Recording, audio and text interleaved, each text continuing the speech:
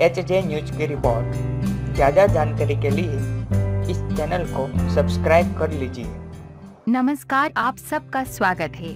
दुनिया भर को चॉकलेट बहुत पसंद होती हैं और चॉकलेट आजकल त्योहार पर भी शुभ मानी जाती हैं। बच्चों भी चॉकलेट खाए बिना नहीं रहते हैं, पर चॉकलेट उगाने वालों के लिए 2 जून की रोटी जुटाना मुश्किल होता है। चॉकलेट की मिठास में छुपी सियाहत दुनिया को पता नहीं होता।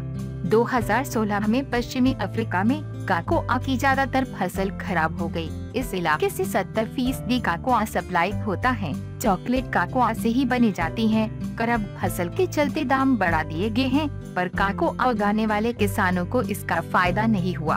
ब्राजील में भी काकोआ की फसल खराब हुई है। निर्यातकों और चॉकलेट कंपनियों को 2017 में आइवरी कोस्ट समेत पश्चिमी अफ्रीका के कई देशों में अच्छी फसल के संकेत मिले हैं।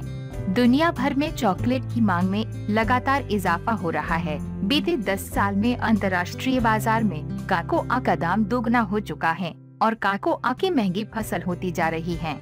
पश्चिमी अफ्रीका, इंडोनेशिया और दक्षिण अमेरिका में करीब 60 लाख से ज्यादा छोटे किसान काकोआ उगाते हैं, लेकिन बाजार में उन्हें चॉकलेट बार की कीमत का सिर्फ 6% ही मिलता है। 1980 में किसानों की 16% पैसा मिलता था।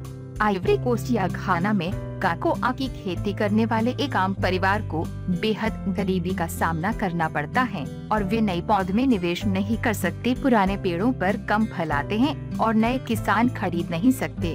पश्चिमी अफ्रीका के किसानों की औसत उम्र 50 साल है। बहुत ही कम आमदनी के चलते युवा काकोआ की खेती में कोई भविष्य नहीं देखते हैं। घाना में सिर्फ 20% किसान अपने बच्चों को काकोआ की खेती करते देखना चाहते हैं।